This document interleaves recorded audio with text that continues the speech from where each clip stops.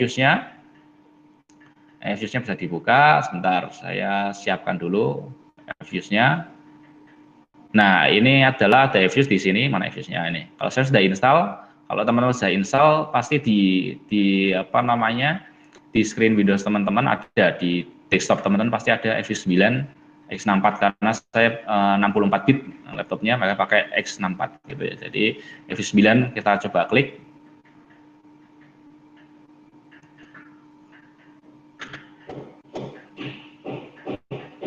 Nah, ini adalah kurang lebih tampilan awal ya teman-teman.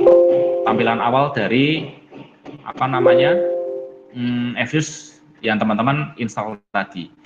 Kemudian jangan lupa teman-teman buka dulu, siapkan dulu apa namanya, Excel yang sudah kita share di Dropbox gitu ya. Ada latihan, silakan teman bisa buka dulu untuk cek datanya. Bisa buka dulu cek datanya sebelum kita masuk ke sebelum kita input ke Fuse-nya.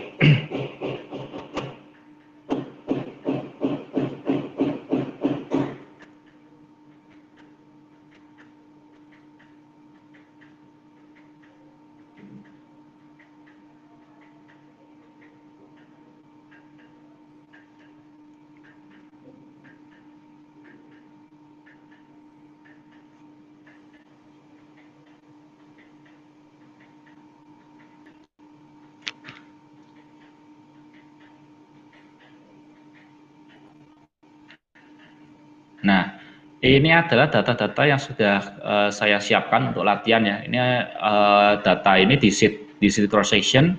Ini adalah contoh data cross section teman-teman. Cross section ini adalah data yang langsung diambil dari lapangan ya, langsung dari lapangan, dari wawancara. Ini saya ambil contoh dari penelitian yang pernah saya lakukan. Ini terkait dengan margin pemasaran, terkait dengan pemasaran komoditas semangka waktu itu. Ini data sedikit cuplikan data saya waktu S1 gitu ya, waktu penelitian S1 terkait dengan apa namanya, efisiensi saluran pemasaran di semangka di Kabupaten Kulon Progo. Jadi ini contohnya ini. Ini saya cuplik hanya sebanyak 43 ya. Ini ada 43, berarti artinya di sini kalau datanya 43 artinya 42 artinya bahwa ada 42 responden yang saya wawancarai dan ada data sebanyak 42 gitu ya, 42 data. Nah, kalau kita melihat sini kan margin terisi semua nih, teman-teman.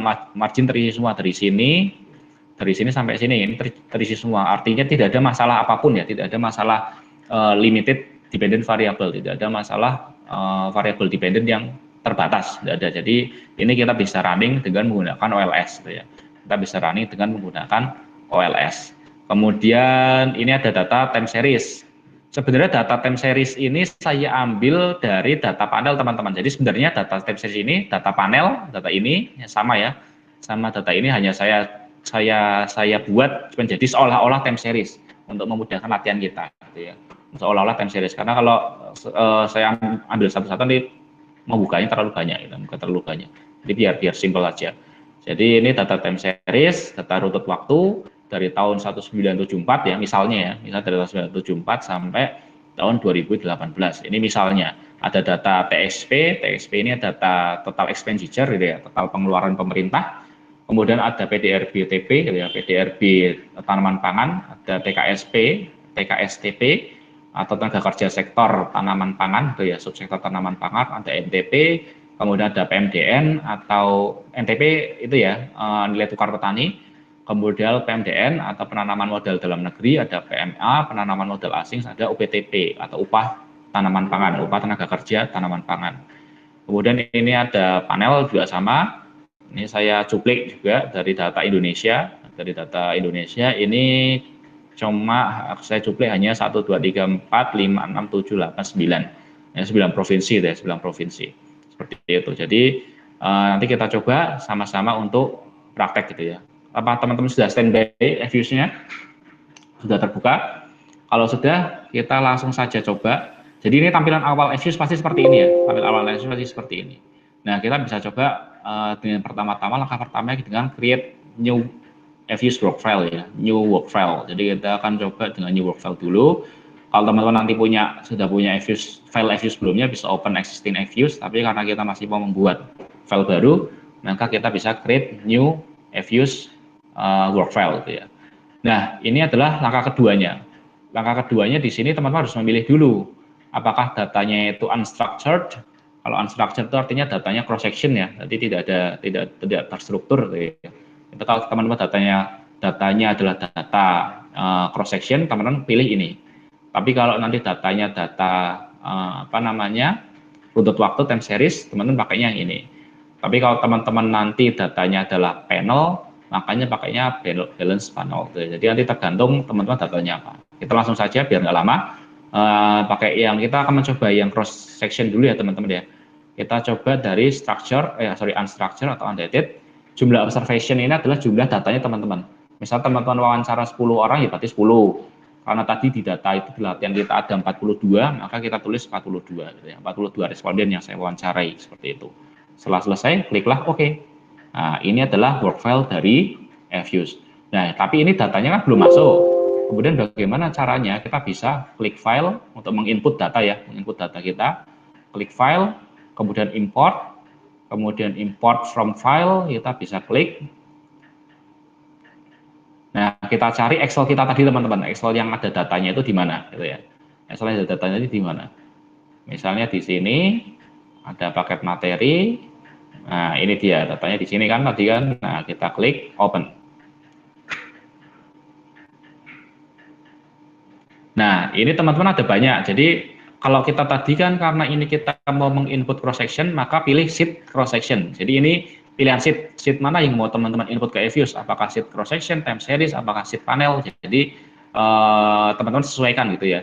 Karena kita mau inputnya cross section, maka kliklah cross section gitu ya. Kemudian ini biarkanlah sama seperti ini. Nah, ini adalah contoh datanya yang akan kita input. Langsung saja next ya, langsung saja kita next. Kemudian kita cek lagi di sini. Kalau teman-teman mau mengganti apa nih namanya? Judul tabelnya bisa diganti di sini gitu ya. Bisa diganti di sini ya, mengganti judul tabelnya. Kalau enggak ya udah nggak apa-apa gitu. Tadi tergantung teman-teman mau diubah apa enggak judulnya. Kalau udah tinggal next lagi aja. Nah, habis ini adalah cek akhir untuk dicek lagi apakah sudah sesuai. Kalau sudah, maka tinggal klik finish. Ini klik no aja.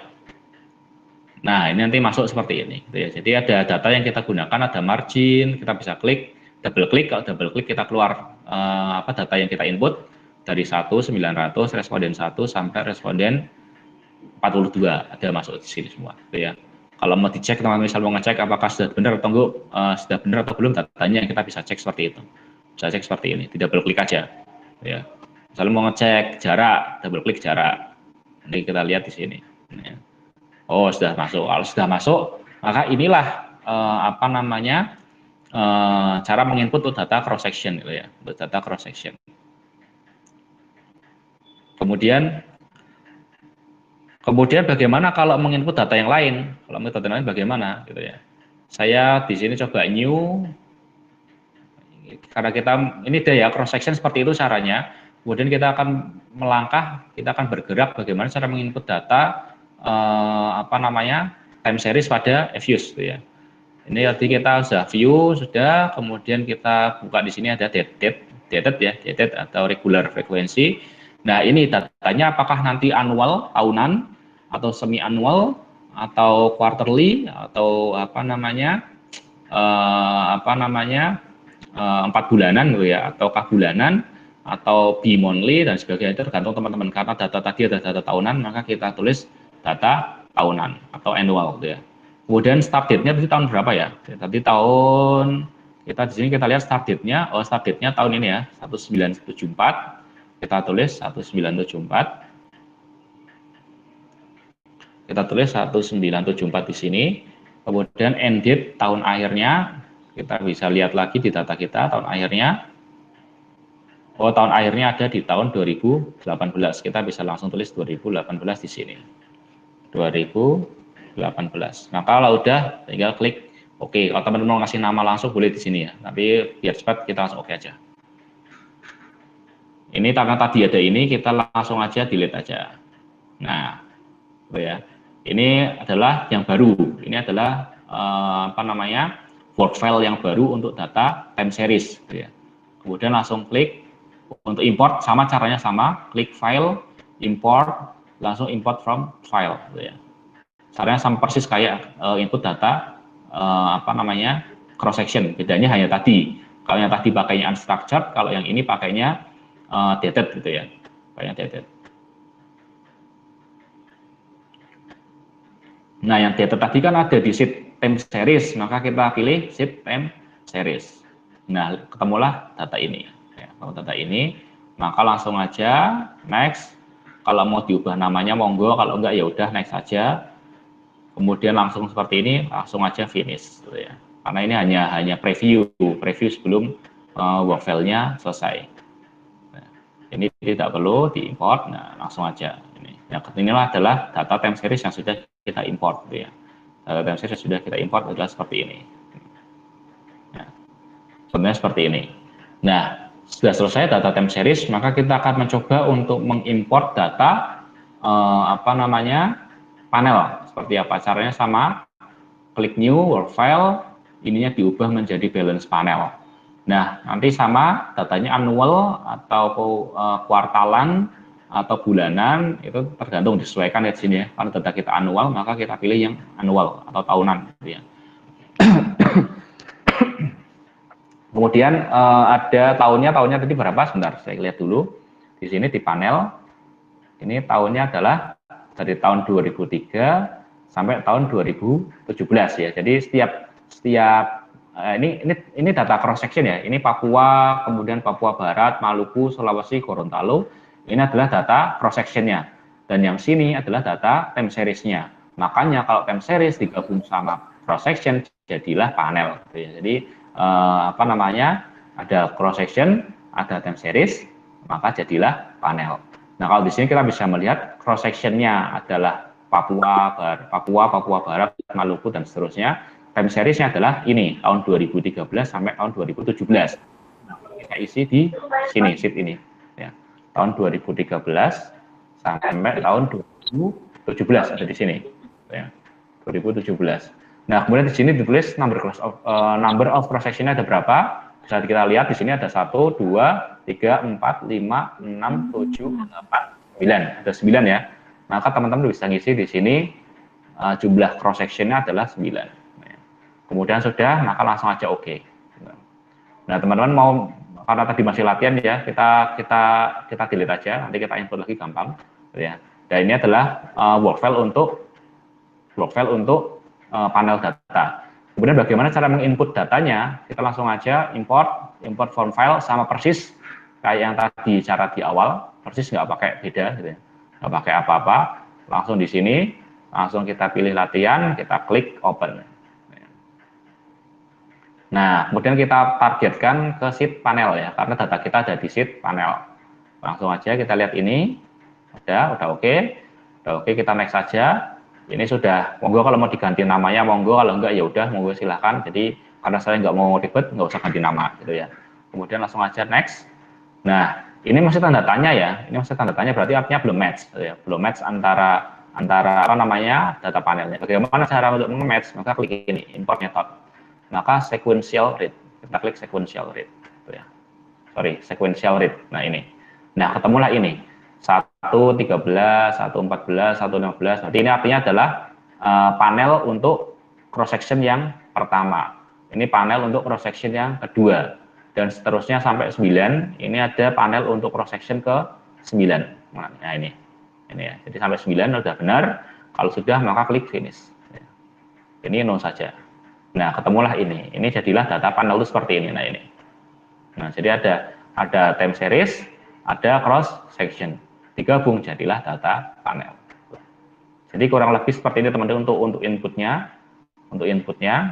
Kemudian kita kembali ke sini, kita lihat untuk regresi linear berganda pasti teman-teman sudah familiar ya, bahwa kita perlu yang disebut sebagai uji normalitas sebelum kita merunning datanya. Ada uji normalitas, ada heteroskedastisitas, ada multikolinearitas, autokorelasi, baru kita bisa interpretasi datanya. Ya, jadi ada prosedur yang harus kita lalui. Bagaimana kalau mau merunning ini semua di Evius, ya di Evius tadi kita bisa pilih di sini. Karena biar mudah kita pakai data itu aja teman-teman ya, pakai data yang apa namanya, yang time series. Kita pakai data yang time series saja. Saya ubah dulu ke data time series.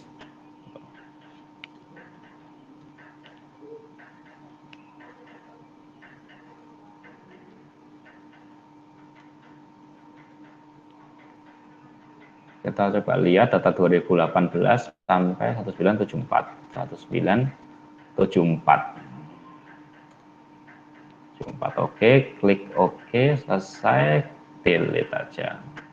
Nah, kemudian kita import yang tadi, sama persis caranya. Kita prakteknya full pakai data time series saja ya teman-teman, biar tidak bolak-balik biar nggak bingung. Gitu. Oke, sorry.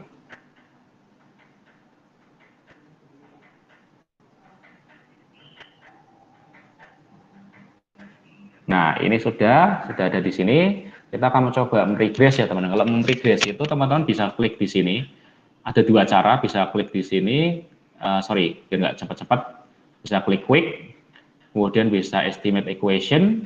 Kemudian ini kita bisa masukkan persamaan regresinya di sini, model yang teman-teman mau pakai gitu ya. Misalnya variabelnya adalah nanti contohnya misalnya saya mau meregress PDRB dipengaruhi oleh PMA, PMDN ya. Jadi PDRB sektor pertanian dipengaruhi oleh penanaman modal asing, penanaman modal dalam negeri, kemudian total pengeluaran pemerintah, sama yang satunya lagi adalah total tenaga kerja sektor pertanian. Misalnya saya mau merunning itu. Jadi teman-teman tulis saja di sini PDRB, kemudian spasi ya, spasi C itu artinya konstan. Jadi PDRB ini adalah variabel dependennya, artinya gitu, dibatasi oleh C. Kemudian langsung tulis PMA, misalnya PMA dulu, atau urutannya terserah ya, variabel independennya terserah urutannya, PMDN, sorry, jangan lupa spasi, pokoknya jangan lupa spasi, PMDN, kemudian spasi, TXP misalnya, TXP, double klik, kemudian spasi lagi, tadi TKSP ya, TKSP, nah TKSTP, sorry, TKSTP, double klik. Nah, kemudian selesai, ini metodenya, karena kita masih least square ya, OLS, kita pilihnya least square. Nanti kalau teman-teman TSL ya kayaknya ini, kalau mau pakai binary ya ini, ada banyak toh. Nah ini regresi semua teman-teman nih, tapi kita hanya mencoba belajar sedikit dari least square dulu. Yang pertama kita least square dulu, kemudian oke. Nah, ini adalah bentuk output regresi dari persamaan OLS antara PDRB dengan PMA, PMDN, TXP, dan TKSTP gitu ya. Nah, atau kalau kita melihat di sini, ini adalah koefisien regresinya. Cara membacanya sepintas ya, ini adalah koefisien regresinya. Kemudian ini standar errornya ada di sini. Kemudian t-statiknya di sini. Kalau teman-teman mau memakai t-tabel, membandingkannya dengan t-tabel, maka bisa menggunakan t-statistiknya ada di sini. Kalau teman-teman nanti mau membandingkannya pakai alfa atau pakai tingkat kesalahan, atau tingkat kepercayaan, maka teman-teman bisa membandingkannya dengan probabilitas yang ada di sini. Gitu ya. Kalau probabilitas sebenarnya gampang, kalau misalnya probabilitasnya di bawah alfa, otomatis dia signifikan, toh. Kalau pengaruhnya signifikan, berarti dialah yang mempengaruhi secara signifikan PDRB TP gitu ya, karena atau variabel dependennya, yang mempengaruhi variabel dependennya. Kalau dia di atas alfa, kalau dia di atas alfa, artinya dia tidak signifikan atau tidak berpengaruh nyata terhadap PDRB TP. Tapi di sini kita lihat di bawah 5% semua ya, di bawah 5% semua, artinya ini signifikan terhadap PDRB TP. Kemudian selain itu kita bisa lihat di sini ada R square, ada adjusted R square. Kita biasanya kalau di dalam penelitian pakainya lebih cenderung ke R square. Mengapa pakainya R square? Karena kalau lebih cenderung pakai adjusted R square. Mengapa pakai adjusted R square? Karena adjusted R square ini merupakan R square yang telah disesuaikan tuh ya. Ayatnya yang telah disesuaikan. Kalau R square teman-teman, kalau mau cari R square yang tinggi ya, kalau cari ini yang tinggi, caranya gampang. Teman-teman input aja variabel independen yang sebanyak-banyaknya, ini pasti jadi tinggi. Ini pasti jadi tinggi. Tapi kalau adjusted R square tidak. Kalau dia walaupun banyak variabelnya, tetapi dia memang tidak signifikan, maka dia bisa jeblok. Nilainya bisa jeblok. Bahkan adjusted R square nilainya bisa negatif. Makanya biasanya yang dipakai yang lebih akurat ini adalah adjusted R square ketimbang R square-nya. Kemudian kita bisa lihat juga di sini ada F statistik, ya, statistik untuk uji simultan, ya uji simultan kita bisa pakai di sini statistik.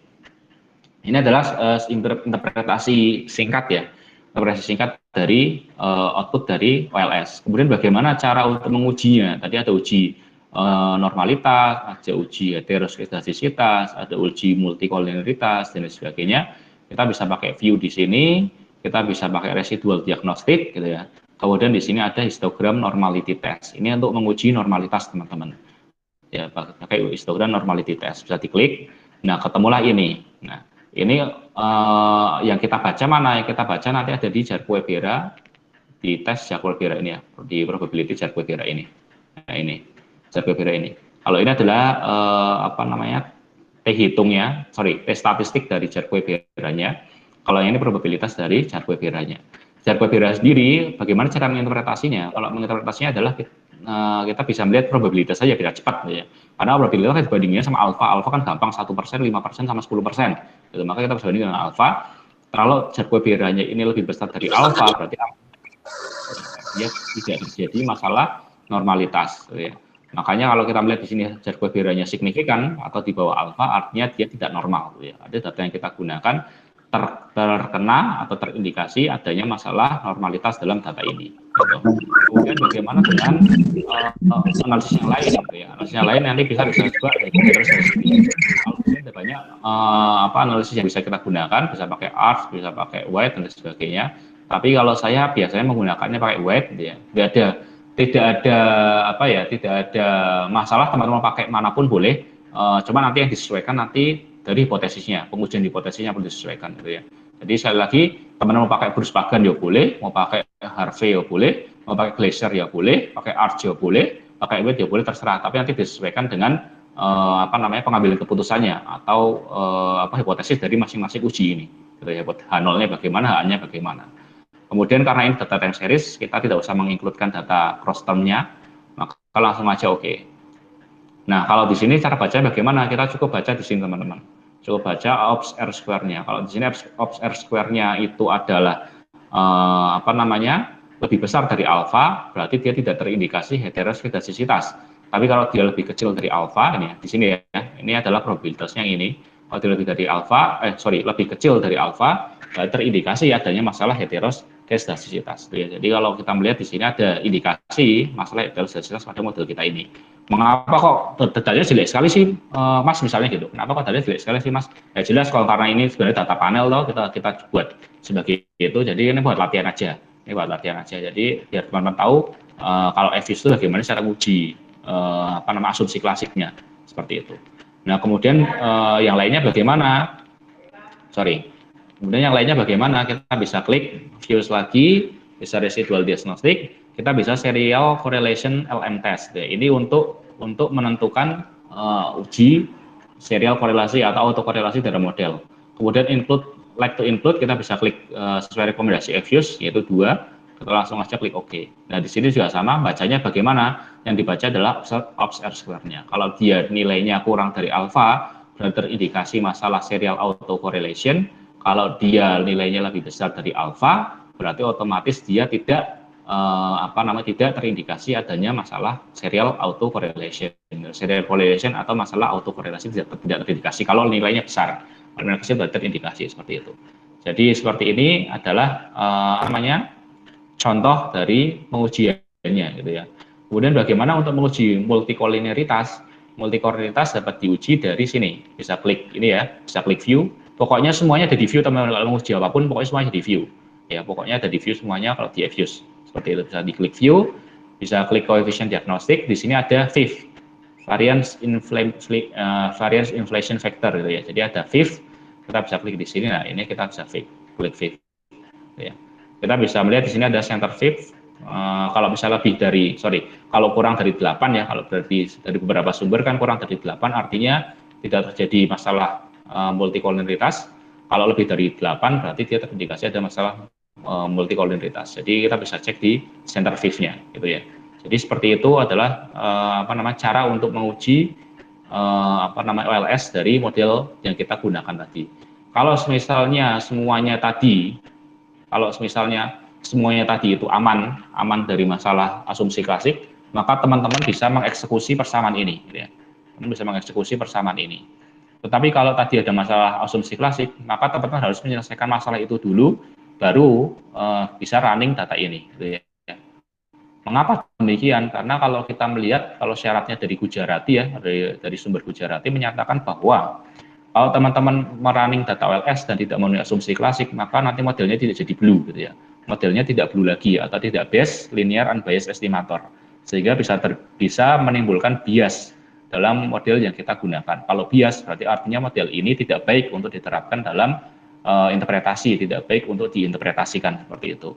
Makanya sekali lagi kalau teman-teman running OLS, jangan lupa untuk menyiapkan menyiapkan uji asumsi klasiknya dulu, harus membereskan uji asumsi klasiknya dulu.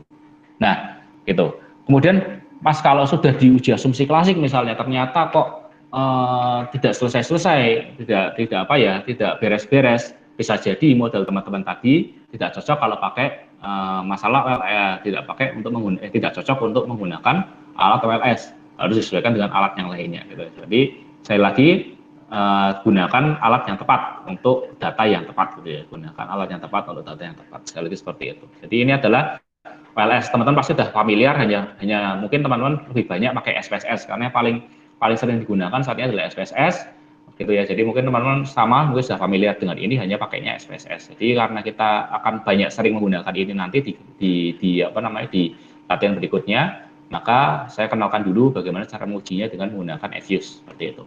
Jadi kurang lebih seperti itu, ini untuk yang OLS. Nah, jadi kita cek dulu normalitasnya bagaimana, kemudian kita cek heteroskedasitasnya bagaimana, kemudian multikolonialitas bagaimana, autokorelasi bagaimana. Kalau semua ini aman, ya, kalau semua ini sudah selesai, maka model yang tadi bisa kita interpretasikan dengan baik, gitu ya. Jadi saya lagi jangan lupa untuk uji asumsi klasik. Jadi itu adalah regresi linear berganda. Kemudian selanjutnya kita akan coba teman-teman untuk regresi persamaan simultan. Kalau regresi persamaan berganda kan sederhana ya teman-teman. Sederhananya apa? Kita cuma running ini aja nih, cuma running data ini aja nih. Nah, ya kan? Jadi kita cuma merunning bahwa PDRB itu dipengaruhi oleh TKSP, TSP, PMA, PMDN. Atau bisa juga kita bisa menyatakan bahwa PDRB-SP merupakan fungsi dari TKSP, kemudian TXP, PMA, dan PMDN. Hanya ini saja yang kita running gitu ya. Ini disebut sebagai persamaan tunggal, ya. Disebut persamaan tunggal karena hanya ada satu persamaan di sana, hanya ada satu persamaan yang akan diselesaikan. Tapi bagaimana kalau persamaannya ada dua, teman-teman? Ternyata PDR-BSP punya fungsi ini, ternyata TKSP di sini juga dipengaruhi oleh PDR-BSP, TXP, dan variabel lainnya. Kalau kita menggunakan OLS, tidak bisa kita merunning data ini. Ini masih dua, teman-teman. Nanti ada beberapa penelitian sampai 20, sampai 30, jadi persamaannya ada banyak sekali. Tapi kita karena untuk latihan kita ambil contoh aja dua persamaan. Jadi kalau ada lebih dari satu, itu kita tidak bisa menggunakan OLS. Nah kalau ada seperti ini, bagaimana kita menyelesaikannya? Maka kita harus selesaikan dengan menyelesaikan persamaan simultan, ya. Dengan menggunakan persamaan simultan. Alatnya ada banyak yang bisa kita gunakan untuk menyelesaikan persamaan simultan. Ada bisa menggunakan two-state least square, ada yang bisa menggunakan three-state least square, itu juga ada, tapi kita akan belajar di sini menggunakan two-state least square, gitu ya. Jadi misalkan ada dua persamaan, di mana PDRB dipengaruhi oleh TKSP, TSP, PMA, PMDN, tetapi di sisi lain TKXP juga dipengaruhi oleh PDRB. Ini yang perlu diperhatikan ya teman-teman. Ya. Ini variabel independen di sini, ini juga merupakan variabel dependen pada persamaan yang lain. Ya. Dan di sini juga sama, variabel dependen di sini ini menjadi variabel independen pada persamaan lainnya. Jadi ini inilah judul dari persamaan simultan. Ya. Jadi ada persamaan dalam persamaan, bahasanya gitu, bahasa gampangnya gitu. PDRB punya persamaan, di sisi lain TKSP juga punya persamaan. Kalau ini kita selesaikan dengan OLS bisa jadi bias. Mengapa bias? Karena error di sini, error di persamaan PDRB-SP ini dipengaruhi juga oleh error yang ada di persamaan ini. Ya toh? Ini kan punya persamaan. Ini ada errornya juga nih, gitu deh. Jadi ini jadi bias. Kalau kita hitung secara matematis bisa menyebabkan bias. Gitu. Jadi itu adalah pentingnya kita menggunakan persamaan simultan. Kemudian untuk memahaminya di sini ada beberapa prosedurnya teman-teman. Yang pertama harus mengidentifikasi model dulu. Apakah model yang kita gunakan itu over-identified, exactly identified, atau unidentified. Ya, kita bisa untuk menentukan identifikasi model ini, kita bisa menggunakan rumus ini. K-K kecil lebih besar atau sama dengan atau kurang dari M-1. Ya. Jadi tergantung keputusannya apa nanti. Ya. Di mana K itu adalah jumlah variabel predeterminan dalam persamaan simultan. Jadi dalam persamaan semuanya ya. Ini persamaan simultan namanya. Semua ini persamaan simultan dua ini. Persamaan simultan kalau ada tiga, berarti ada tiga persamaan simultannya. Kalau 10 berarti ada 10, itu adalah persamaan simultan. Kemudian kalau K kecil itu jumlah variabel predeterminan dalam persamaan tertentu berarti dalam satu persamaan aja. Misalnya ini variabel ini berarti punya variabel predeterminan sendiri, gitu ya. Kemudian kalau M adalah jumlah variabel endogen dalam persamaan tertentu. Jadi jumlah variabel endogen itu, jadi saya jelaskan dulu di sini ada variabel predeterminan, ada variabel endogen dan sebagainya. Jadi variabel predeterminan ini terdiri dari dua, yaitu variabel eksogen dan juga variabel identitas, gitu ya. Jadi variabel identitas, variabel eksogen itu adalah variabel yang ditentukan, nilainya ditentukan di luar model, gitu ya. Contohnya apa tadi? Kalau kita melihat di sini, ini variabel yang ditentukan di luar model ini, ya, ditentukan di luar model. Ini kan TSP sudah ada nilainya, PMA sudah ada nilainya, PMDN sudah ada nilai, berarti di luar model. Kalau PDR-BSP dia adalah variabel endogen. Mengapa variabel endogen? Karena nilai PDR-BSP ini ditentukan oleh fungsi ini. Nah, ditentukan oleh fungsi ini. Sebaliknya kalau TKSP juga sama, TKSP ini ditentukan oleh fungsi ini. Artinya TKSP ini adalah variabel endogen, ya. Sedangkan yang di sini adalah variabel eksogen. Nah, variabel di sini saya sebut sebagai variabel predeterminan. Mengapa? Karena nilai K ini ditentukan bukan hanya dari variabel eksogen aja, tapi juga variabel identitas. Ya. Jadi ada persamaan struktural, ada persamaan identitas. Persamaan identitas itu contohnya kalau misalnya ada teman-teman ada persamaan Y sama dengan C plus I plus G. Gitu ya. Jadi pendapatan nasional tersusun atas C konsumsi ditambah I investasi ditambah government expenditure misalnya. Ini disebut sebagai persamaan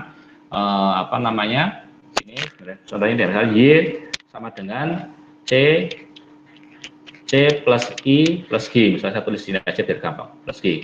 Nah, ini disebut sebagai persamaan identitas. Mengapa? Karena Y ini tersusun atas C, atas I, atas G. Kalau ini persamaan struktural disebutnya. Mengapa disebut sebagai persamaan struktural? Karena PDR-BSP merupakan fungsi dari TKSP, TSP, PMA, PMDN dan sebagainya. Jadi berbeda ya teman-teman ya. Jadi variabel eksogen sama variabel predeterminan itu variabel eksogen dan variabel predeterminan berbeda.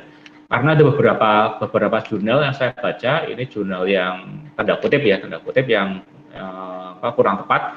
Ini menyebutkan predeterminan ini K ini adalah hanya dihitung dari variabel eksogen saja, padahal variabel predeterminan ini bukan hanya eksogen, tetapi juga ada variabel identitas. Kalau lebih jelasnya, teman-teman bisa membaca bukunya Wooldridge, dari internet banyak, e-booknya juga banyak, teman bisa baca lebih lanjut terkait dengan variabel predeterminan.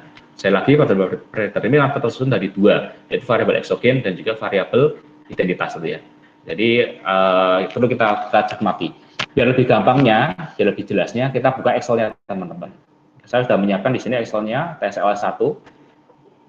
Nah, di sini kan kita sudah membuat persamaan ya, ada persamaan 1, ada persamaan 2. Persamaan 1 adalah persamaan PDRB TP atau PDRB sektor pertanian, di mana PDRB sektor pertanian dipengaruhi oleh pengeluaran pemerintah, penyerapan tenaga kerja, kemudian penanaman modal asing dan juga penanaman modal dalam negeri, gitu ya.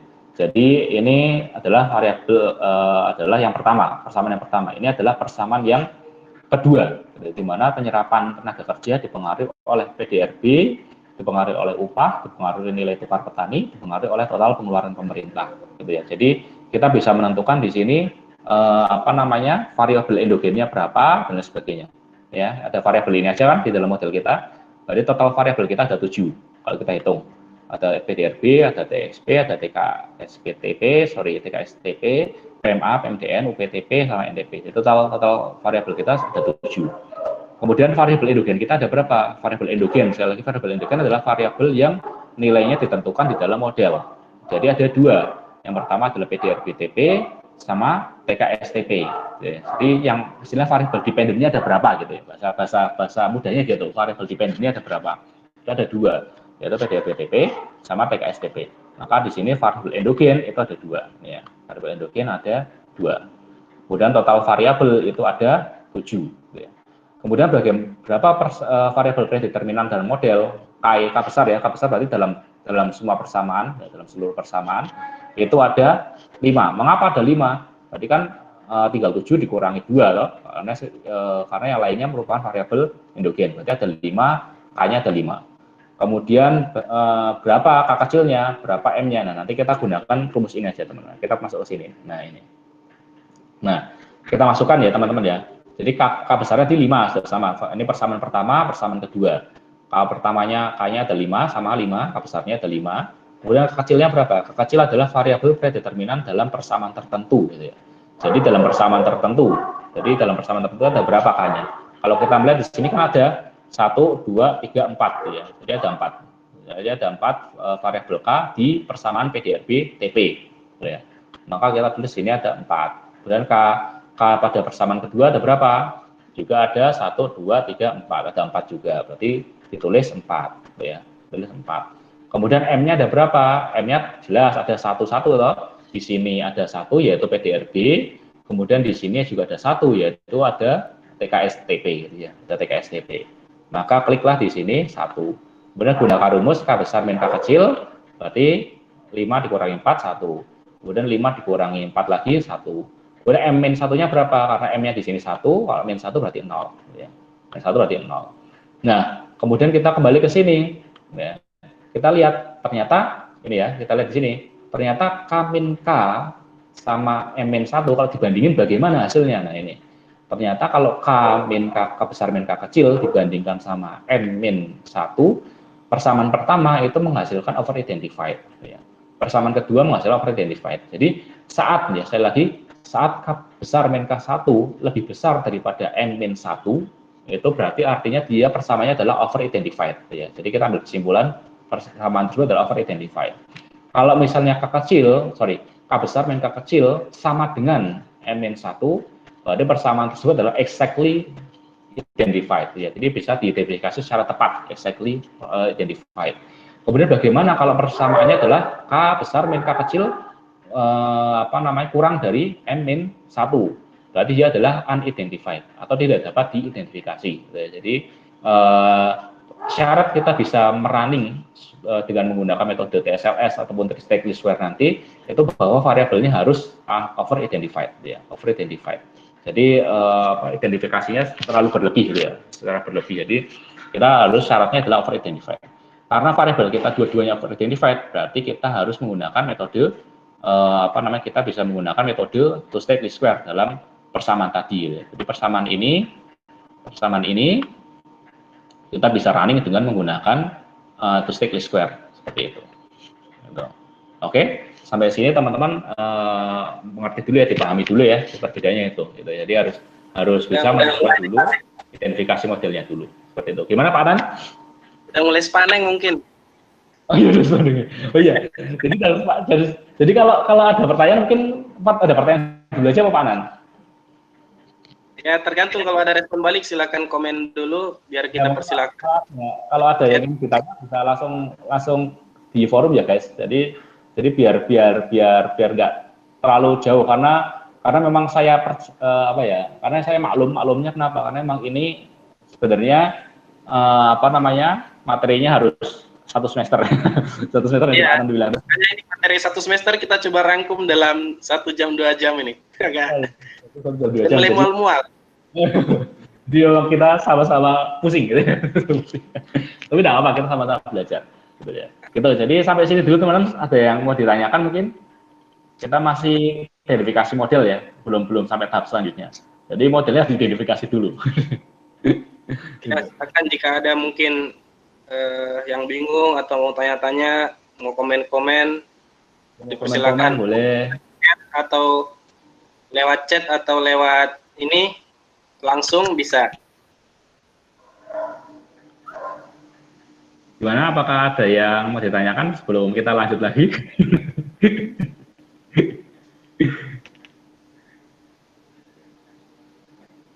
Iya.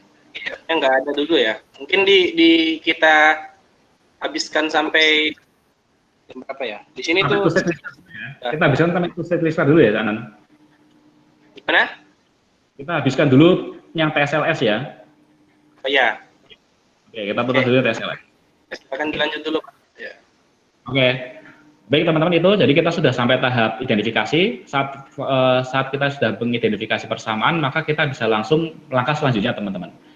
Langkah selanjutnya apa? Langkah selanjutnya adalah ini. Yang pertama kita harus melakukan uji simultanitas. Simultanitas dulu. Mengapa sih kalau uji simultanitas? Karena kita mau menguji apakah benar sih model yang kita susun tadi, dua model tadi memiliki hubungan simultan.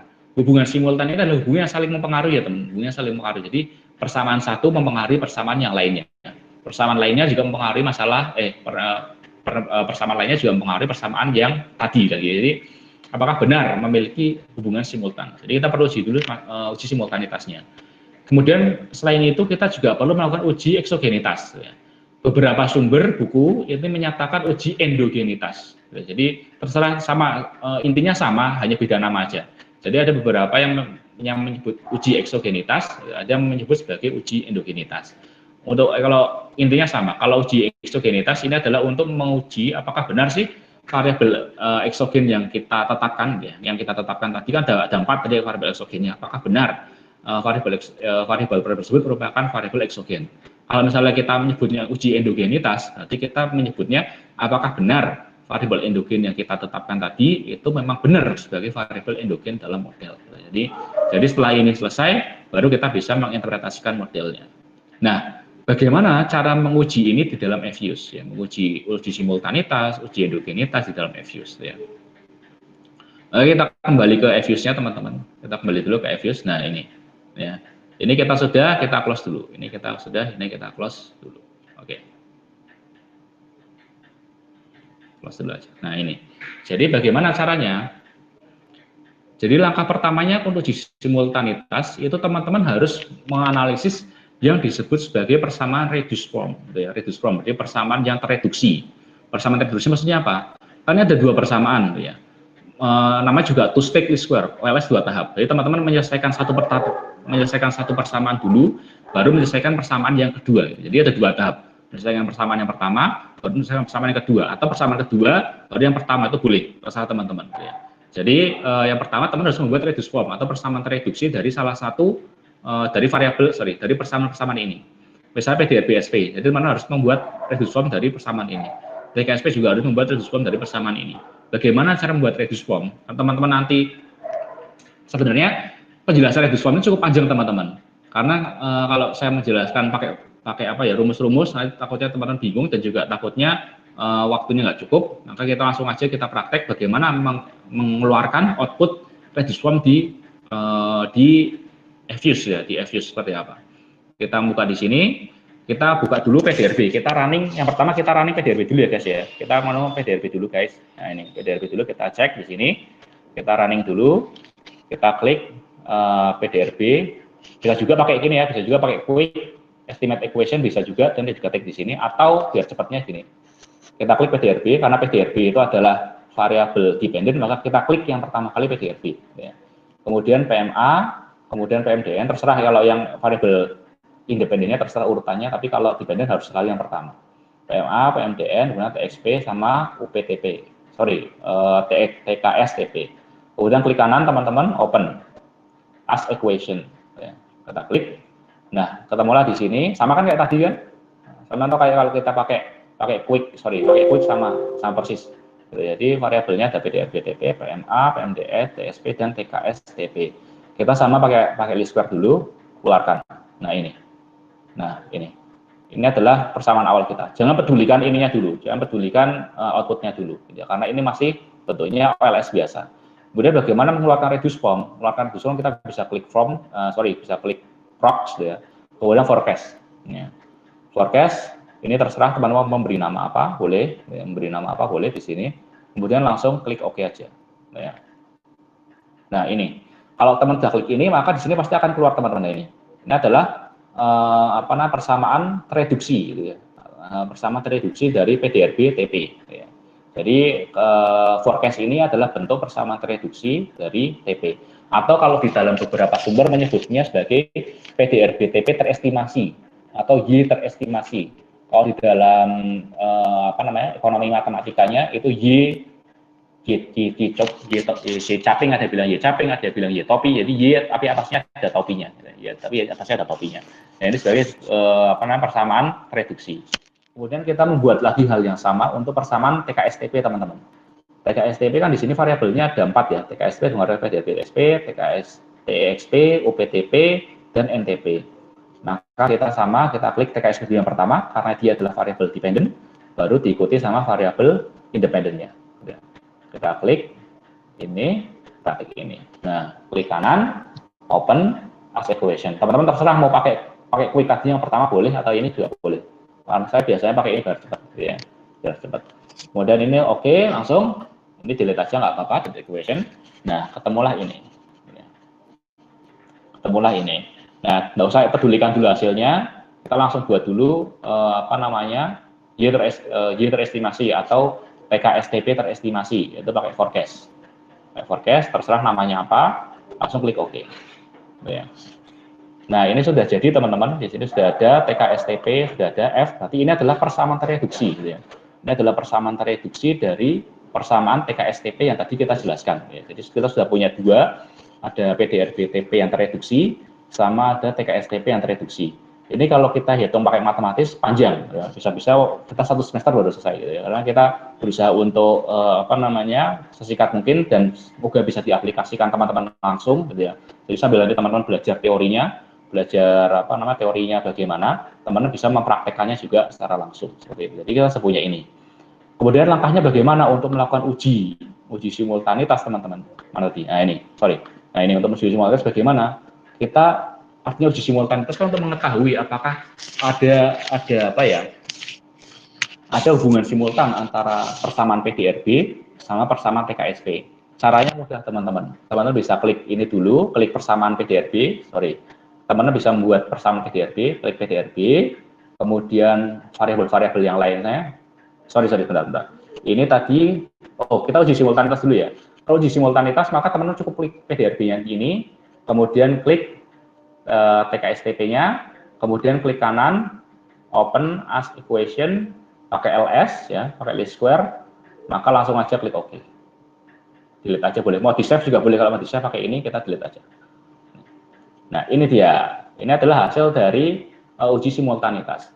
Mas, cara bacanya gimana kalau uji simultanitas seperti ini? Cara bacanya adalah kita bisa melihat di sini nilai TKSTP-nya teman-teman. Kalau di sini signifikan, ya, signifikan.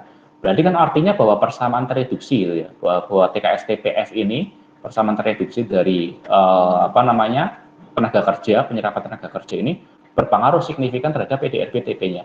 Artinya apa? Artinya bahwa memang benar ini ada masalah simultanitas, bahwa variabel ini persamaan TKSP berpengaruh nyata terhadap persamaan PDRB nanti. Jadi persamaan berpengaruh nyata terhadap PDRB-nya. Jadi inilah yang kita uji nanti. Kita bisa uji, kalau ini signifikan berarti ya ada persamaan simultan. Kalau tidak signifikan berarti tidak ada persamaan simultan. Kemudian ini kan satu variabel ya. Kalau dari sumber, kalau di dalam bukunya Gujarati, teman bisa melihat kalau ini nanti ada banyak variabel. Jadi kan saya kan mengambil contoh 2 variabel, hanya TKSTP sama PDRB-TP. Kalau nanti ada banyak variabel endogen, ada banyak persamaan, maka ini teman-teman pakainya F statistik. Kalau F statistiknya signifikan, maka berarti itu ada hubungan simultan. Ya. Karena ada beberapa persamaan, ada beberapa penelitian yang sampai variabelnya, variabel endogennya atau persamaannya sampai puluhan itu ada. Ya. Makanya nanti pakainya F. Tapi karena kita cuma 2, maka pakainya T. Ya. Kalau hanya dua antara PDRB dan TKSP, maka pakainya T. Ya. Oke, seperti itu. Ini adalah uji simultanitas dari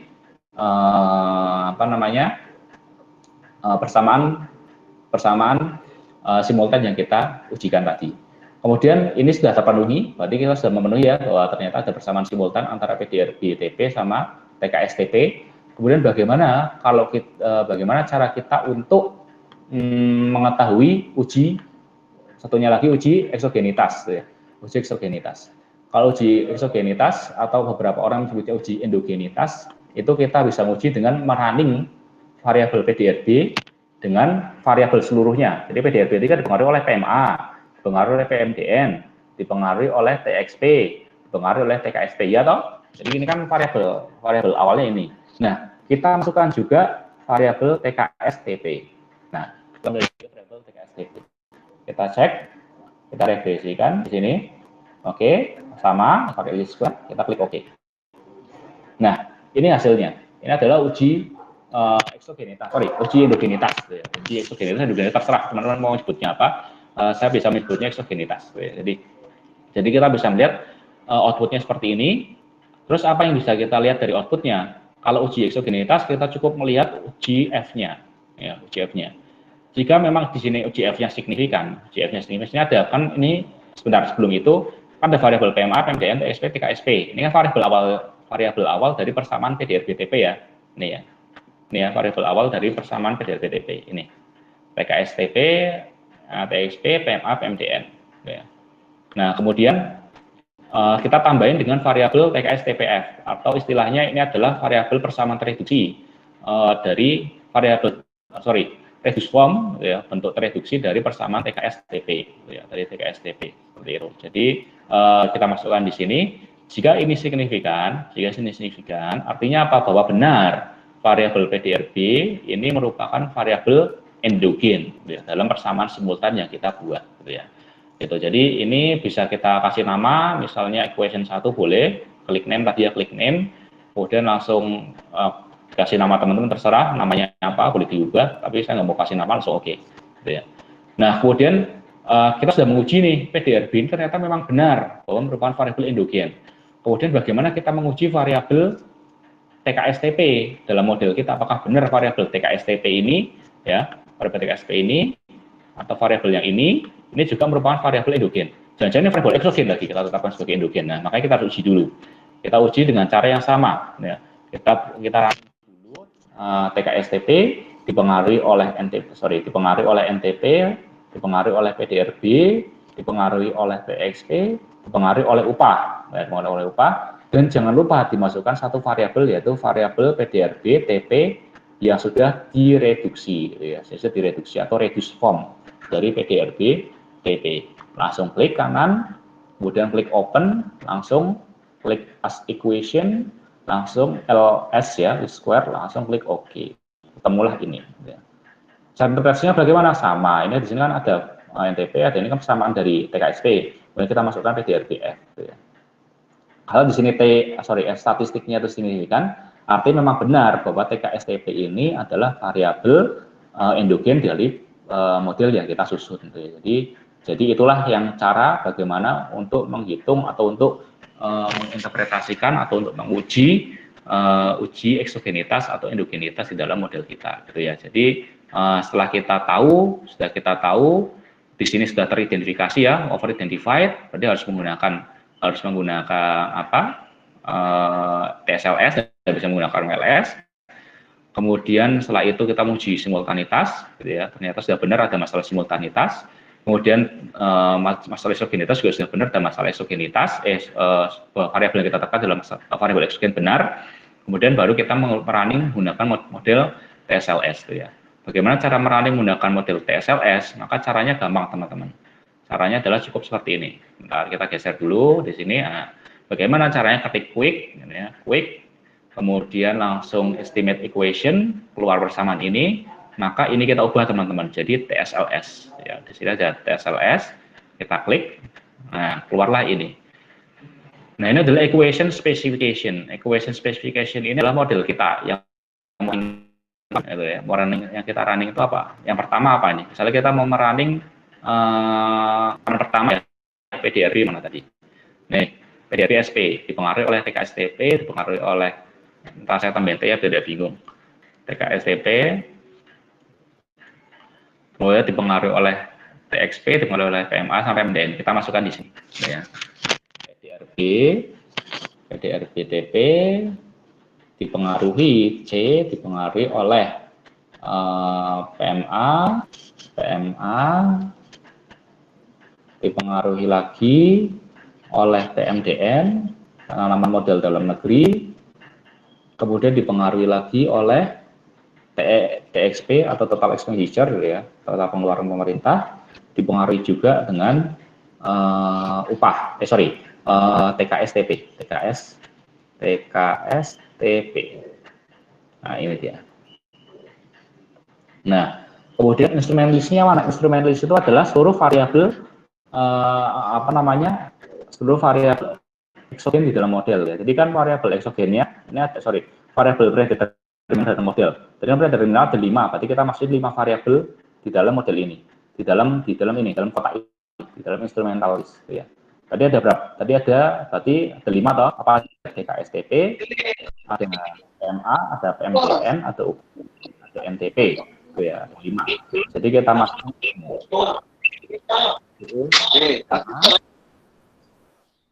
kemudian kita masukin PMDN, jangan lupa spasi ya, PMDN, kemudian kita masukin lagi TXP, kemudian kita masukin lagi NTP, kita masukin lagi NTP, berapa? 1, 2, 3.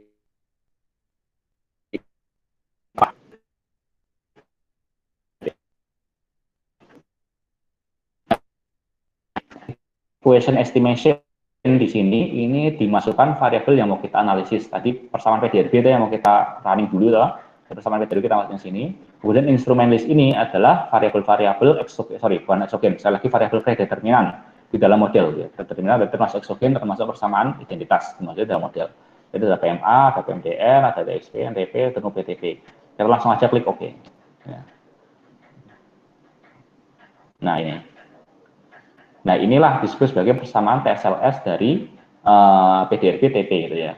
Nah, ini variabel inilah yang nanti kita interpretasikan seperti itu. Kita kasih nama dulu, misalnya TSLS PDRB misalnya gini ya. PDRB. Kemudian bagaimana merunning TSLS yang kedua, yaitu TSLS punya TKSP, sama caranya. Caranya sama, biar cepat.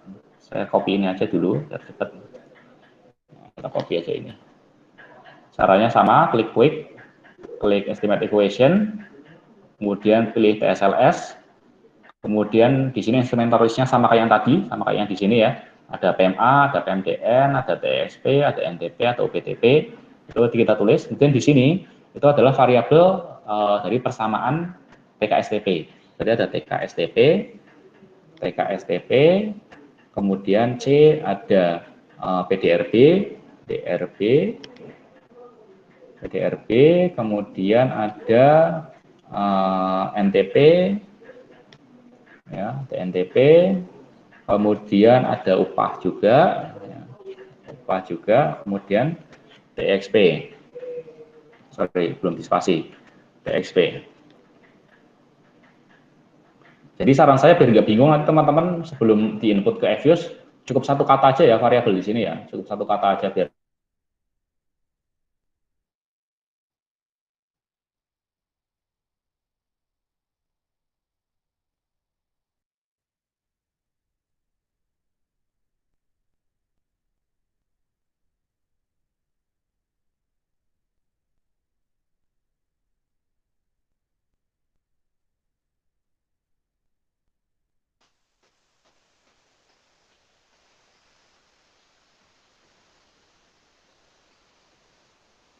Kok putus ya?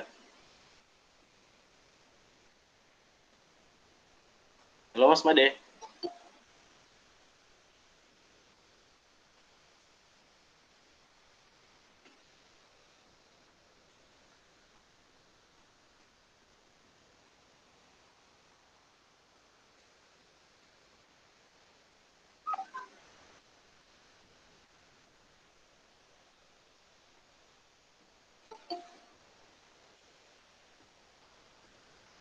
Halo. Mas Made terputus ya?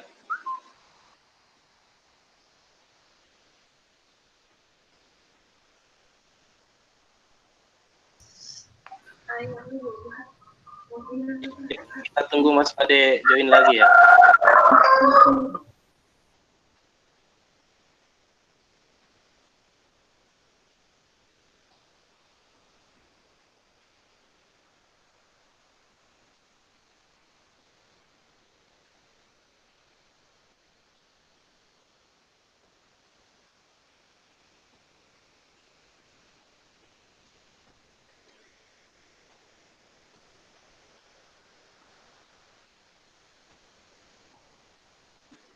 Sambil kita menunggu Mas Made dulu ya. Coba mengkondisikan jaringannya.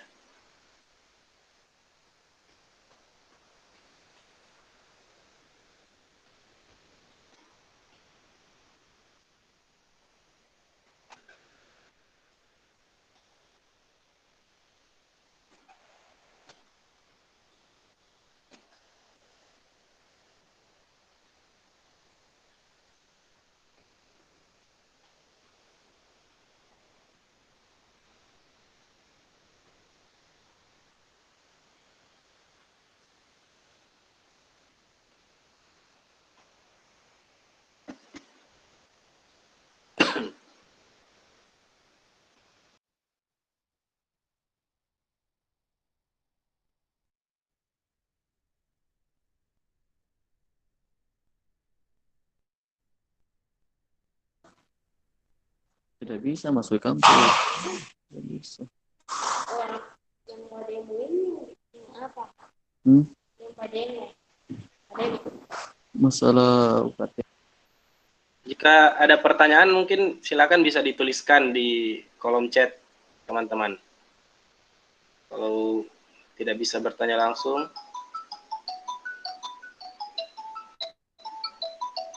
Ya, silakan dilanjut Pak. Saya terima telepon bentar ya. Iya ya.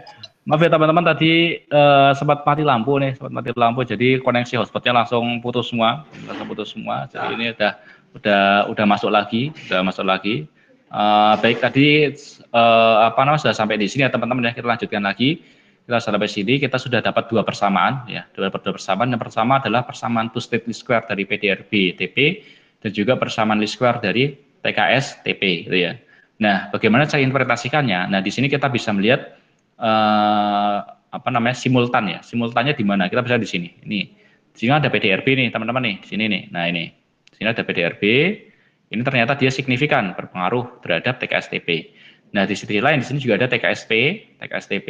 Ini ternyata juga berpengaruh signifikan terhadap PDRB. Artinya apa? Artinya bahwa dua variabel ini saling mempengaruhi satu sama lain. Pengaruhnya bagaimana? Kalau TKSTP ini mempengaruhi PDRB dengan arah yang positif. Jadi lihat dari koefisiennya sini ya, koefisiennya positif. Artinya bahwa semakin tinggi TKSTP, maka semakin tinggi pula PDRB TP-nya. Kemudian bagaimana dengan yang ini, dengan posisi yang ini? Ternyata PDRB TP sama TKSTP ini juga signifikan dan arahnya positif. Artinya kalau PDRB TP-nya besar, maka TKSTP juga besar. Artinya kalau PDRB semakin besar, maka penyerapan tenaga kerjanya juga akan semakin besar gitu ya. Jadi ini adalah cara interpretasi dari two-state least square. Kemudian ini juga bisa diinterpretasikan NTP, bisa diinterpretasikan, kemudian UPTP juga bisa interpretasikan, TXP juga bisa diinterpretasikan mempengaruhi TKSP. Kemudian PMA, PMDN, kemudian TXP ini juga bisa diinterpretasikan mempengaruhi PDRB TP gitu ya. Jadi kalau kita misalnya PDRB TP dianalisis dengan OLS, kemudian ini dianalisis dengan OLS biasa, maka itu pasti hasilnya akan bias gitu ya. Hasilnya akan bias. Estimatornya OLS jadi tidak efisien gitu ya. Makanya harus di-running dengan menggunakan two-state least square gitu ya. Inilah yang disebut sebagai two-state least square atau persamaan simultan atau persamaan least square dua tahap gitu ya. Persamaan least square dua tahap. Jadi seperti itu dari two-state least square. Apakah sampai sini teman-teman ada yang belum paham atau mau ditanyakan gitu ya terkait dengan persamaan simultan gitu ya. Jadi ini sekali lagi persamaan simultan ini tidak hanya nanti dua persamaan, tapi bisa saja sampai lebih dari dua persamaan. Ada yang sampai 10, ada yang sampai 20, ada macam-macam gitu ya. Persamaan simultan yang bisa dilakukan dengan menggunakan TSLS. Jadi seperti itu teman-teman untuk persamaan TSLS. Mungkin saya kembalikan ke Mas Adnan dulu. Siapa tahu ada teman-teman yang ingin bertanya terkait dengan materi ini, gitu ya. Karena saya yakin, saya percaya bahwa saya mungkin terlalu cepat atau mungkin saya juga terlalu kurang paham menjelaskannya karena dituntut waktu juga ya. Makanya monggo silakan kalau ada yang ingin ditanyakan, monggo pada teman-teman semuanya. B itu terkait dengan risetnya teman-teman atau terkait dengan hal lain terkait dengan materi ini juga boleh. Monggo silakan Mas Adnan. Terima kasih. Ya, terima kasih Mas Adnan. Jadi pembahasan kita tadi ini sebenarnya pembahasan untuk mungkin 5-6 kali pertemuan ya kalau dalam perkuliahan. Betul sekali ya. Kita coba menyelesaikan ini dalam waktu hampir 2 jam. Ya, mungkin dari teman-teman ada yang menanggapi. Jadi pembahasan kita tadi itu baru 2 ya, baru hanya regresi OLS, regresi berganda, regresi persamaan simultan. Ya, kita baru bahas 2 model regresi, belum bahas model probit, logit, kemudian persamaan data panel, VECM, VAR, dan lain sebagainya. Jadi mungkin teman-teman sudah mulai mual-mual atau seperti apa? Nah, kalau ada tanggapan atau pertanyaan atau unek-unek, saya persilakan untuk bertanya langsung atau mungkin melalui kolom chat. Atau mungkin di sini sudah ada pertanyaan lewat kolom chat, bisa saya bacakan ya Pak. Dari Wahyudi Prianto. Kayaknya saya kenal Bapak ini. Saya kenal ini Bapak ini nih. Ya. Baca nggak di situ chatnya, Pak? Enggak, Pak, hilang, Pak. Oh, hilang ya, berarti. Oh ya, saya bacakan lagi ya. Nah. Ya, mau tanya Pak, dari semua alat analisis yang Bapak jelaskan tadi, apakah bisa dipakai untuk semua jenis data, dalam kurung data time series, cross section, data panel, atau ada alat yang hanya bisa dipakai untuk data tertentu? Ya, monggo Pak. Oke, jadi untuk tadi TSLS, kemudian OLS, ini bisa digunakan untuk data time series, bisa juga untuk data cross section bisa. Gitu ya. Misalnya teman-teman ambil data di lapangan nih, teman-teman menduga ya, melakukan hipotesis bahwa ternyata diduga alih fungsi lahan pertanian misalnya, alih fungsi lahan pertanian ini juga mempengaruhi ketahanan pangan, ya, ketahanan pangan petani di suatu wilayah misalnya. Nah ini berarti harus digunakan persamaan simultan. Mengapa? Karena alih fungsi lahan ini punya variabel yang mempengaruhi sendiri, kemudian ketahanan pangan juga memiliki variabel yang mempengaruhi sendiri. Di sisi lain, kalau alih fungsi lahan juga akan mempengaruhi ketahanan pangan dari si petani. Gitu. Jadi ini bisa digunakan TSLS. Ya. Kemudian data sekunder juga bisa pakai TSLS dan seterusnya. Jadi untuk ini bisa. Tapi memang ada beberapa alat analisis yang hanya bisa untuk data time series. Contohnya kalau kita nanti besok analisis PCM itu hanya bisa untuk data time series, ya, data time series PCM, kemudian VAR, kemudian ARDL ini untuk data khusus untuk time series. Ya. Mengapa kok nggak bisa data yang cross section? Karena ini melihat keseimbangan jangka pendek dan jangka panjang. Karena jangka pendek jangka panjang yang ini biasa dimiliki oleh data yang sifatnya time series. Ya. Kalau data cross section kita tidak bisa melihat jangka panjang karena kalau cross section kan hanya waktu itu aja yang kita teliti, bukan waktu yang panjang, gitu, bukan untuk waktu. Makanya saya lagi kalau VCM nanti yang kita bahas VCM, kemudian RDL, PAR itu hanya untuk data time series. Tapi kalau OLS, TSLS ini masih fleksibel, bisa data time series, bisa data cross section. Seperti itu Pak Adang. Ya, gimana Pak Yudi? Apakah masih terhubung tadi ini? Ya mudah-mudahan sudah terjawab ya pertanyaan dari Pak Yudi terkait penggunaan alat analisis dan jenis data. Oke, terima kasih. Mungkin teman-teman yang lain silakan ada tambahan atau apa saja mau konsultasi terkait tesisnya, skripsinya mungkin. Yang dari STIP dan UNPAD ya, mungkin ada yang mau persiapan skripsi atau persiapan penelitian atau apa yang bingung atau apa bisa diskusi bareng. Ini juga ada beberapa sih mahasiswa tingkat akhir dari UNTAD yang saya kenal seperti Dani Unok, ada juga Nur Afni. Berarti sedang bertarung lah, mereka sedang bertarung. Saya nggak tahu alat mereka apakah pakai ekonomi. Ini juga ada Mas Yahya dari UGM nih. Apa ada yang mau dikonsultasikan, Mas Yahya?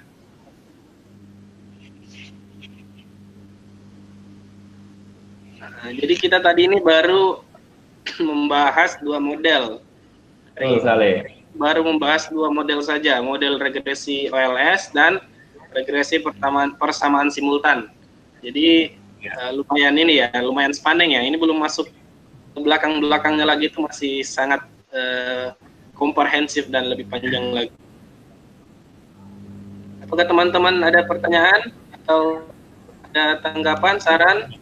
Silakan. Kalau malu-malu bertanya, silakan via chat. Jika ada pertanyaan silakan via chat. Kalau malu-malu secara langsung.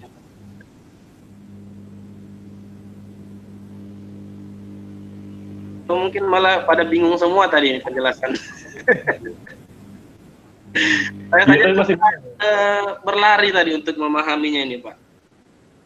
Iya Pak, makanya saya menyadari bahwa ini mungkin saya menjelaskan terlalu cepat, makanya monggo teman-teman kalau ada yang ingin bertanya, karena memang kalau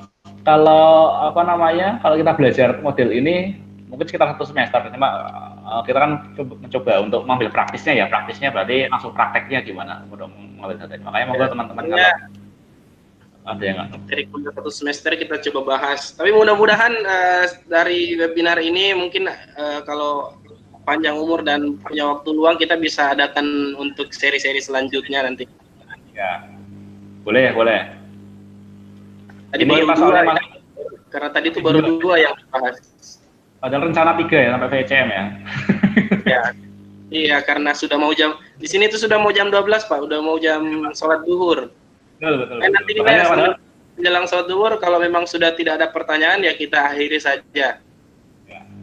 Mungkin kalau ada teman-teman yang yang mau PM boleh PM di. Iya, nanti ada kontaknya juga bisa saya ini.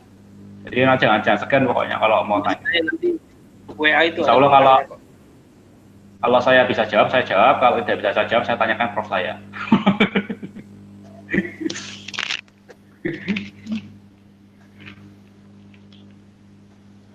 Iya.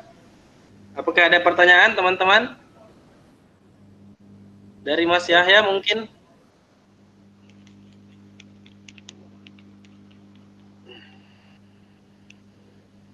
Ya, sambil tunggu-tunggu. Jadi sebenarnya yang mau dibahas Mas Made tadi ini masih banyak ya, cuma karena memang waktu kita terbatas, seperti ada probit, ada logit, dan tobit, itu juga merupakan model persamaan variabel independen. 2 variabel dependen. Jadi seperti dijelaskan di awal tadi. Ya pokoknya sekali lagi gampangnya kalau teman-teman cuma satu persamaan tunggal, teman-teman bisa menggunakan OLS. Tapi kalau persamaannya lebih dari 1, maka teman-teman harus menggunakan persamaan selain OLS. Karena bisa jadi OLS itu jadi bias kalau hanya menggunakan OLS saja, gitu ya. Jadi bedanya OLS sama TSLS hanya itu, bedanya yang itu. Jadi kalau di UGM sendiri Mas, untuk penggunaan TSLS itu untuk mahasiswa S1 apakah sudah banyak diaplikasikan atau gimana? Kalau untuk S1 ini mulai banyak sih, akhir-akhir ini mulai banyak ya. Jadi kalau zaman saya dulu masih S1 paling hanya seputar OLS, seputar itu aja kalau analisisnya. Tapi mulai sekarang akhir-akhir ini banyak yang menggunakan probit, banyak yang menggunakan tobit. Jadi sepertinya kalau saya dulu S1 dibandingkan sama S1 saya termasuk orang yang jadul. Orang yang dulu ya. Oh, berarti semakin ini ya mengejar kegagalan yang informasi atau ilmu-ilmu sebenarnya sudah lama ada ilmunya, cuman mungkin baru kita coba untuk terapkan sekarang. Ya, betul. Iya. Jadi mungkin dari teman-teman jika tertarik menggunakan ekonometrika atau sebagai model atau metode analisis dalam penelitiannya, jadi bisa menjadikan referensi dari pembahasan kita tadi tentang terkait yang paling familiar itu adalah regresi linear berganda atau LS. Itu kita tadi terdapat tambahan ilmu baru terkait regresi persamaan simultan, di mana memiliki lebih dari 1 model persamaan. Tadi itu baru dua model ya Pak ya, 2 model persamaan ya. Saya kemarin buat sampai 20 model. Sampai ya, ada batas maksimumnya tidak Pak untuk banyaknya? Sudah ada Pak. Cuma kalau semakin banyak ya bikin Excel-nya semakin bingung. Makin rumit ya berarti ya. Begitu rumit. Ya memang saya bilang dari awal tadi ini ekonometrika ini agak gimana ya, susah-susah gampang gitu. Ya, susah kalau. Dan kalau orang punya passion di sini, punya ketertarikan, maka semakin dia menggeluti, maka semakin tertarik, semakin terhanyut gitu dengan analisis-analisis tadi. Jadi ini belum masuk rumus-rumusnya juga sih. Sebenarnya kan pasti ada rumus-rumusnya kelas dasarnya ya Pak ya. Ya Cak, rumusnya Cak. Nah, kita Mas Made tadi coba menjelaskan dengan cara gampang ya. Ana yang mudah kita pahami, tapi mungkin agak sulit juga karena memang dikebut-kebut kita ya. Karena apakah dari teman-teman ada pertanyaan atau mungkin bingung terkait data? Jadi tadi kan mungkin ada istilah-istilah baru seperti data time series, data cross section, kemudian data panel, itu jenis-jenis data. Kemudian juga ada dari hipotesis. Jadi tadi kita mempelajari tentang hipotesis kan ya. Betul. Kemudian ada uji asumsi klasik juga dari multi-call, heterogenesis dan relasi. Ya mungkin kalau sampai jam 12 tidak ada pertanyaan, saya simpulkan saja mungkin Pak ya. Ya Pak, silakan Pak. Tunggu 2 menit lagi. Silakan teman-teman, kita masih membuka kesempatan untuk yang mau bertanya atau sekedar apa ya? Sekedar memberi tanggapan. Atau mau request Mas besok tolong jelasin tentang ini misalnya. Request besok kita bahas apa lagi, karena ya jika teman-teman lebih tertarik mungkin kita akan adakan webinar lanjutan dari kegiatan kita ini. Tadi itu sampai 30-an kalau tidak salah yang hadir di sini, 31 atau 30 kan. Tapi mundur satu persatu. Pada persiapan sholat, Pak. Mungkin pada mau makan siang atau mungkin udah dipanggil mama di rumah. Ya, silakan. Mungkin dari Unok ada pertanyaan? Atau dari Afni masih on dia? Afni. Dari Nur Afni. Jika malu secara langsung silakan di chat aja. Chat saja.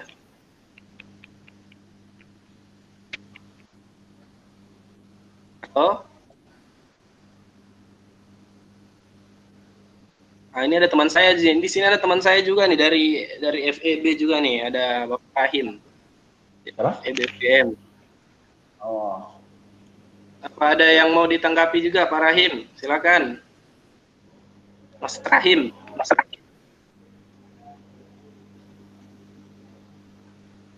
Rahim dari FEB, apa ada yang mau ditanggapi? Nggak ada, Bang. Ada? Oke, nggak ada. Datangnya. Nanti Anda bagiin recordnya lah. Oh iya, siap. Di FEB itu langsung ekonometrika 3, jadi aduh, aku langsung kelengar. Di situ di FEB pakai softwarenya biasanya apa aja, Mas? Anu sih, Evius, Tata, R gitu. Oh, yang terbaru mereka sudah coba-coba pakai R ini, teman-teman. R ya. Ya, R. Memang itu yang lagi ngehit sekarang, aplikasi R. R.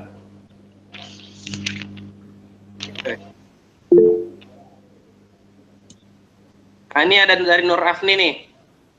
Masih ada yang belum dipahami dari simulasi. Tapi nggak apa-apa, nanti pas simulasi kembali baru ditanyakan lewat personal chat. Oh iya. Silakan. Ya, karena mungkin ya itu tadi karena materi yang harusnya 1 semester kita bahas 1 jam ya agak segitulah. Tapi semoga dari yang sedikit ini sedikit banyak sih, ini baru sedikit sih menurut saya ini, tapi sudah lumayan panjang gitu. Dari yang sedikit ini sudah dapat memberikan tambahan pengetahuan baru untuk teman-teman di sini. Jadi mungkin jika tidak ada pertanyaan, saya simpulkan saja ya. Mana Mas Made? Saya simpulkan saja ya Mas Made. Terima kasih Pak. Saya simpulkan saja untuk pertemuan kita pada siang hari ini terkait pembahasan aplikasi ekonometrika dalam penelitian sosial ekonomi pertanian dan agribisnis. Jadi dari pemaparan yang kita dapatkan tadi bahwa kita dapat menyimpulkan bahwa ekonometrika ini merupakan sebuah alat. Jadi alat ini harus digunakan sesuai dengan tujuannya. Nah, tujuannya tadi kita bisa lihat terkait dengan jenis data, kemudian ketersediaan data. Jika sudah diketahui oleh si peneliti, maka kita bisa menyesuaikan dengan alat ekonometrika yang bisa kita gunakan. Nah, dari ekonometrika tadi itu terdiri dari berbagai macam jenis-jenis model lagi. Nah, yang sempat kita pelajari tadi ini baru 2, regresi OLS, regresi linear berganda, dan regresi persamaan simultan. Sementara masih banyak jenis-jenis regresi lainnya seperti Probit, Logit, Tobit, VECN, VAR, dan lain-lain yang belum sempat kita bahas pada siang hari ini karena keterbatasan waktu. Karena itu mungkin pada kesempatan yang berikutnya, jika ada waktu yang senggang dan juga beritahu lagi tentang regresi-regresi yang ada. Kemudian mungkin itu saja yang bisa saya simpulkan pada siang hari ini. Saya ucapkan terima kasih banyak kepada Mas Made yang sudah bersedia meluangkan waktu dan tenaga untuk hadir pada webinar kali ini. Mudah-mudahan kita bisa melaksanakan webinar selanjutnya ya, next webinar untuk pembahasan lebih detail terkait analisis regresi yang lainnya yang belum sempat kita bahas. Jadi teman-teman tidak perlu khawatir. Yang penting kita konsisten untuk mencari tahu, menggali ilmu. Semoga apa yang kita pelajari ini bisa bermanfaat. Jadi nanti kita juga akan mencari tahu bagaimana aplikasinya dalam kehidupan nyata terkait ekonometrika ini. Nah, kira-kira seperti itu. Jadi mungkin saya tidak berpanjang lebar karena sudah masuk waktu salat zuhur. Untuk sekali lagi terima kasih kepada Mas Made yang sudah bersedia waktu. Ya, sama-sama, terima kasih teman-teman semuanya. Ya, dan teman-teman dari Himasep Untat dan seluruh peserta, saya ucapkan terima kasih banyak atas partisipasinya pada webinar ini. Mudah-mudahan kegiatan kita ini bermanfaat dan bisa memberikan tambahan informasi dan ilmu untuk teman-teman sekalian. Dan yang terpenting adalah kita tidak berhenti untuk belajar, untuk mencari tahu apa-apa yang terkait dengan bidang keilmuan kita pada profesi kita sebagai mahasiswa saat ini. Dan mudah-mudahan bisa diaplikasikan pada kehidupan nyata nantinya. Ya, terima kasih. Mungkin saya tutup saja pertemuan kita pada hari ini dengan ucapan alhamdulillahirrahmanirrahim. Pertemuan webinar kali ini saya tutup. Assalamualaikum warahmatullahi wabarakatuh. Waalaikumsalam warahmatullahi wabarakatuh. Rekornya akan saya bagikan juga. Oke Pak, terima kasih Pak Anan, terima kasih teman-teman semuanya.